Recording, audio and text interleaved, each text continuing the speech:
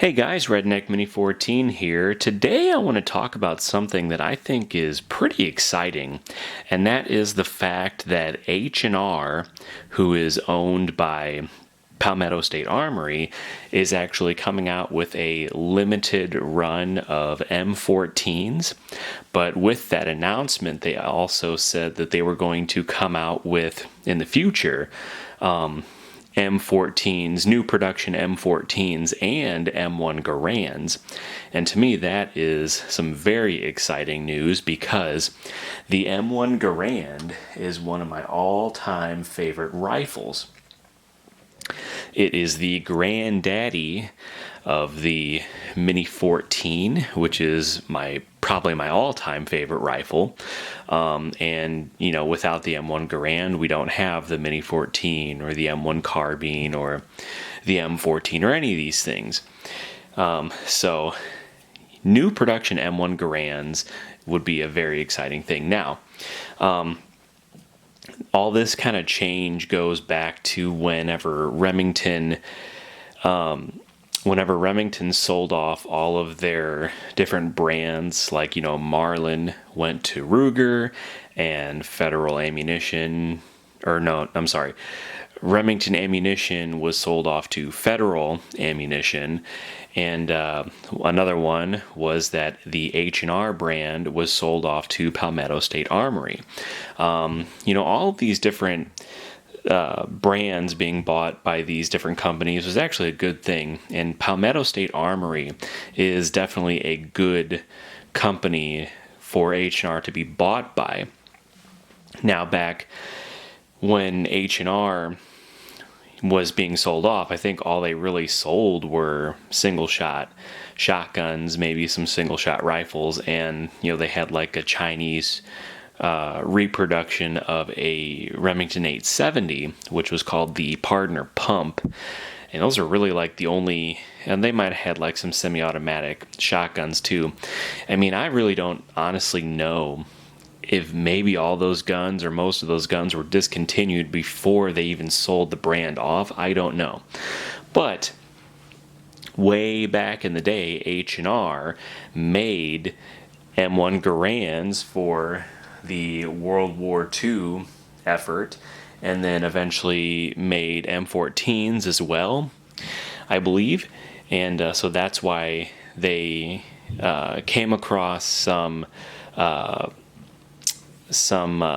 receivers, and I guess they're going to make these M14s out of parts that they also came across. So it's like a very limited run, but it's them dipping their toes in the water for making new production M14s. So that's really cool, and I've always wanted an M14. I just never got one because they're so expensive. And I mean, if I were to get one and save up for one, it'd probably be the Springfield Armory M1A Scout Squad. I really like that 18-inch barrel. I don't know if 2, 3, 4 years from now, whenever Palmetto State Armory and H&R comes out with their new production stuff, like if they would come out with a shorter barrel, like different variations of the M14, or if they would just stick to the basic, like, our 20 or 22 inch barrel M14, whatever.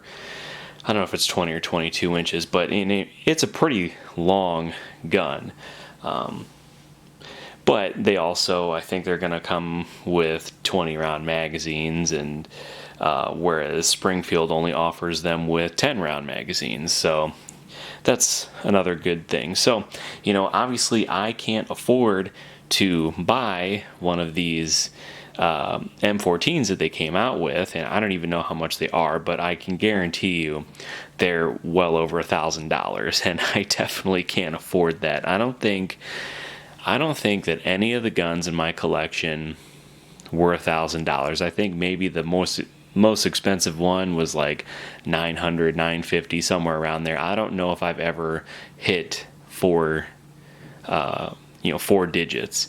So, but anyway, I would really like to get, in the future, one of those M1 Garands that they come up with, because the M1 Garand is one of my favorite rifles. Now this particular one is an M1 Garand service grade that I bought from the CMP back when I was in college, and I think back then this rifle was like $730, and I might have had to pay a little extra for shipping. I don't remember. This is a long time ago. It's an awesome gun. It's just really expensive to shoot. Now, so like I said, I got this for $730, and then what I did was I got myself like a 20 pack of N-block clips, and I got a bunch of brass from somebody I knew. He sold me a bunch of brass, and I reloaded a bunch of ammunition for this rifle. Because the M1 Garand, like, you can't just put any 30-06 ammo in a Garand. It has to be like a specific bullet weight, a specific type of powder. And so what I did was I loaded a bunch of rounds with the right powder and the right bullet weight, but I loaded them pretty low because I didn't want to overcharge the rounds, because I've heard stories of if you have too powerful of a round, you could actually damage the rifle. So I wanted to start from the bottom and work my way up. And what I found was that the rounds were not powerful enough to completely cycle the action. So, I put like 3 clips through the rifle, and I had to cycle, manually cycle almost every round. And it just wasn't fun. And I still have a bunch of clips, like, I don't know, maybe 8 clips worth of ammunition with that, with those really low power rounds. So, I probably won't actually shoot those through this gun just because it's not fun.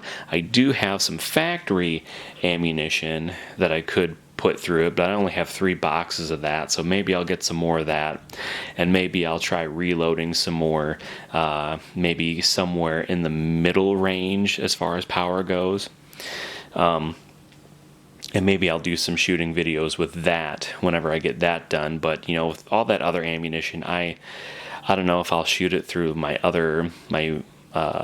Thompson Venture bolt action, or if I'll just get like some other 30-06 to shoot it through. But I don't think I'm going to shoot it through this gun, just because it just takes the fun out of it if you have to cycle the action every time.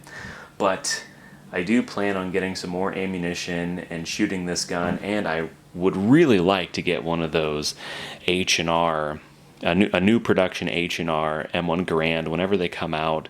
I don't know how long in the future it'll be, 2 years, 3 years, 5 years, I don't know. But I just think it would be really cool to have a new production one alongside this this original, like, World War II era rifle, and just compare the two. Now, obviously, not everything on this rifle is World War II era. Like, the stock is obviously a new production stock, and I don't even know what else, but it's just kind of these CMP rifles were just kind of a hodgepodge of parts, and they were refurbished and everything, so it's not like it's a true World War II rifle, but most of the parts were made back in the World War II and the Korean War days. So anyway, it'd be really cool to take one of each and just kind of compare them and see if one's more accurate than the other, if one is a better quality rifle than the other. So anyway, whenever that happens, hopefully I have enough money to actually buy one and compare the two, and maybe even do some more videos with them. But in the meantime, I'll just stick with the old Springfield M1 Garand that I got from the CMP, and probably get a few more boxes of ammunition for it, and maybe sometime in the next year or so I'll take this rifle out and put a few clips of ammunition through it and make some videos with it. Hey, before I go, I just thought I'd remind everybody that I do have a second channel called Redneck Off the Range. Over there, I post most of my non-gun related content, so whether it's a video on my new tractor, my power tools, my projects that I'm working on, maybe wild game recipes, or just a random vlog. I post all of this kind of content over on my secondary channel. So if you're interested in that kind of stuff, go check it out, Redneck Off the Range. But that's all for this video, so subscribe to my channel, like me on Facebook. I'm Redneck Mini 14, and until next time, be safe.